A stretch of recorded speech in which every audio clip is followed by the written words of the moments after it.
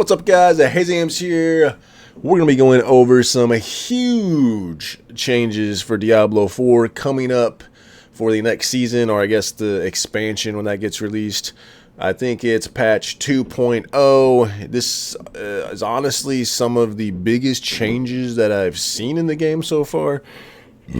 Excuse me, which kind of makes sense since they're releasing a whole expansion. I'm not going to go over everything in the Diablo 4 dev campfire chat because it's over 2 hours long. I'm going to hit on the things that I thought were big changes and are going to make big differences in how the game plays in general. I think all these changes are for the better. I don't really have any qualms with any of them. But first and foremost, we're going to be covering ultimate skills. So, ultimate skills can now be ranked up, man. So some of those ultimate skills that weren't getting used very much because there's other ways to do more damage, other synergies that didn't involve the ultimate skill. Now you can rank them up to rank 5, increase damage and reduce cooldown. So oftentimes other skills you just kind of get one or the other, right? Sometimes it's a cooldown reduction, sometimes it's a damage or equip one ultimates. Effects that grant bonus skill ranks only apply to ultimates if you have already learned the ultimate in the skill tree, which kind of makes sense because that'd be pretty OP if you could gain access to an ultimate skill when like you're a level 10 or something, just because the item has that on there, right? So I'm okay with that. I've watched the majority of this video. There is a ton of class changes. I'm not going to go over those. A lot of classes are getting skills added, passive skills added. All of the classes are getting class-specific uniques added. I believe there is a couple of new mythic uniques that are coming as well. So if you want to hear about all of the specifics and class changes, there's a whole section regarding that. I specifically wanted to hit on the ultimate skills that they're changing and how they work, just because I think that this is honestly pretty cool, man. I like it. I think that that's going to open up some unique, different builds, man. And hopefully, I mean, obviously you're still always going to have like your meta builds, right? But hopefully this opens up a Diablo 4 world where not everyone's playing the meta. But anyways, that's kind of what I have for that. Moving on next to itemization. The big thing with itemization that they're doing is ancestrals. Well, first and foremost, they're crunching the item power down. So I think the max is 750. The reason they're doing that as well is because the level cap is going from 100 to 60. So now your character will max out at 60, and then paragons will go all the way up to 300. We'll touch on that a little bit later here when I go over the paragons.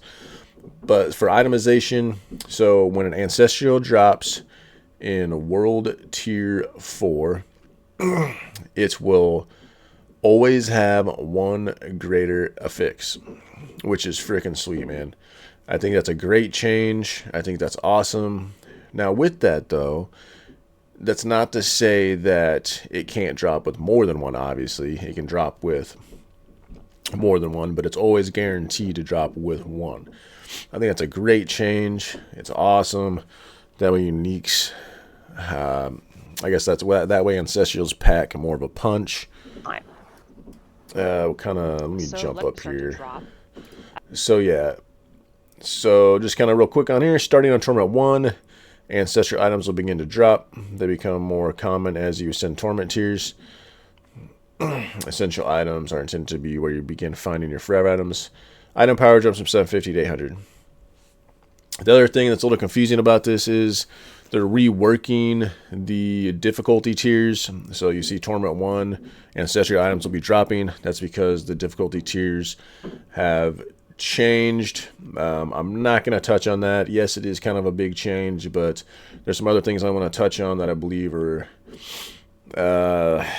just things that I want to highlight that are big, huge changes. Yes, the difficulty is a big change, but in the grand scheme of things, it's really just crunching numbers down to make the game make sense with getting to level 60 and then pushing your Paragon board to 300 Paragon points. So the ancestral items are guaranteed 1 greater affix with potential for more, like I was saying. Master Rookable up to rank 12, up from 4. I believe this is in reference to non-ancestral items, that they can also be upgraded to rank 12. I think. I can't remember 100%. Is there anything else going on here? That's just talking about Paragon boards a little bit. Alright, so now we're moving on to the Paragon update. The big, huge thing with the Paragon glyphs specifically is we can now get legendary glyphs. I think this is awesome. The Paragon system, glyph system, was always kind of a drag to me. I do like the Paragon system, but leveling the glyphs was a little bit annoying, I guess, to me, and just like a time sink. But specifically now, glyphs can increase from 21 to level 100. Glyph rarity rework. All glyphs start as rare at rank 1, upgrade to legendary at rank 46. So with that, we now have 2 radius increases instead of just 1. So radius will increase at rank 15 and then at 46 when it turns into legendary. When it hits the legendary status at level 46, you get this legendary bonus down here. Increase critical strike damage by 21.6%. I think that's pretty cool. Gives it a little bit of a flair for the glyphs. Gives you a reason to keep leveling the glyphs.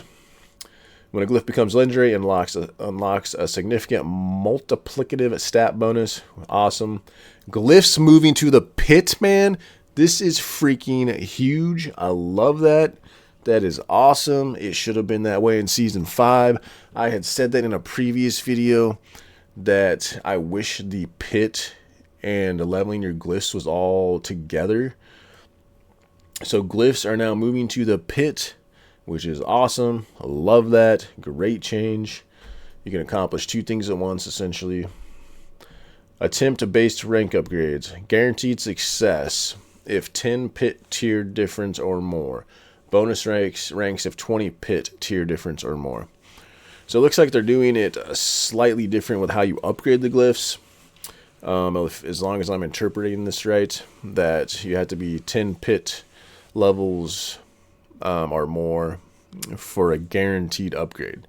So they're changing it a little bit to where you're not getting XP, I guess, to level your glyphs, as to where it's just you need to play at this difficulty to level the glyph up. Kind of different. We'll see how it kind of works when things hit the PTR. I'm kind of interested in how slow or fast this process is going to be. Let's see. They go on to... This just kind of talks about the upgrading the 45 to a 46 and making it legendary.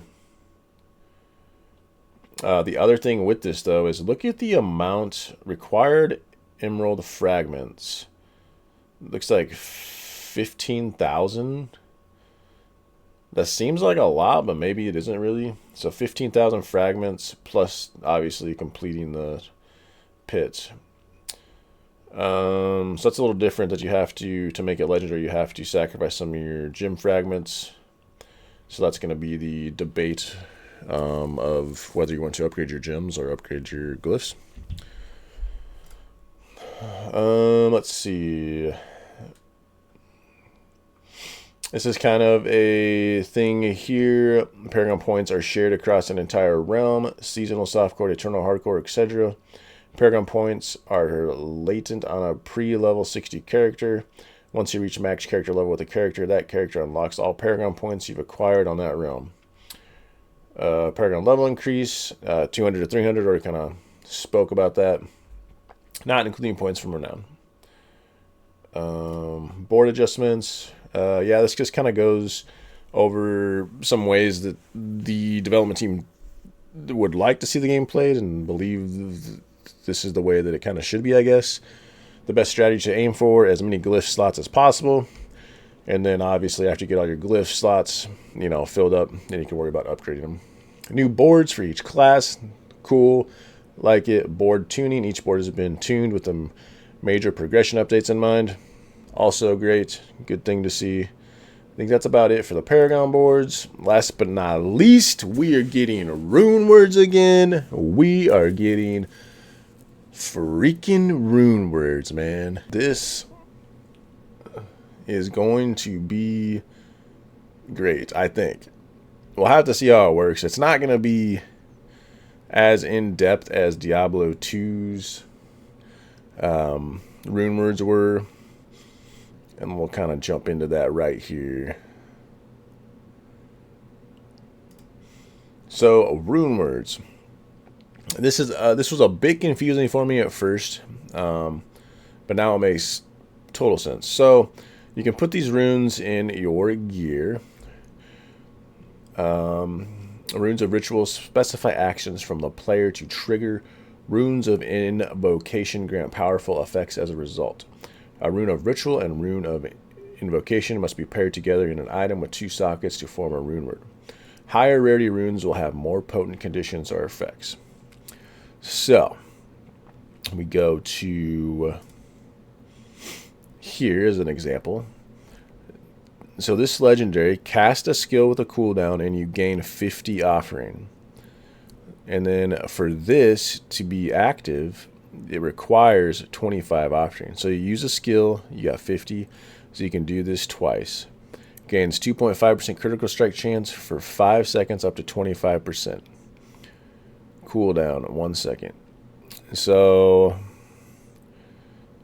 yeah, I mean you could pretty much gain 2.5% critical strike chance for 5 seconds up to 25% the whole time as you keep casting a skill with a cooldown, gaining 50 offering, and this activates, and then it activates because you have 50 offering, it'll activate twice. Another example they showed was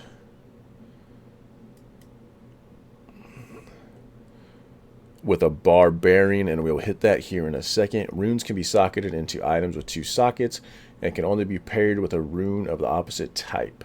You can have a maximum of 2 rune words equipped. You cannot equip the same rune twice. Runes are available for users who own the expansion. Runes stack and will be stored in a new stockable inventory tab. Runes are tradable. Runes are tradable really kind of mix up the trading in Diablo 4, I would think. So trading might become more, I guess, vibrant than it has been in the past, hopefully.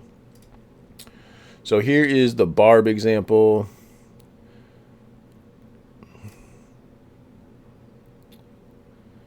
If I can get to the rune word part. What is going on here, dude?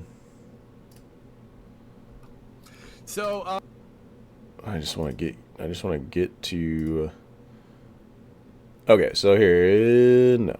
Where's it at?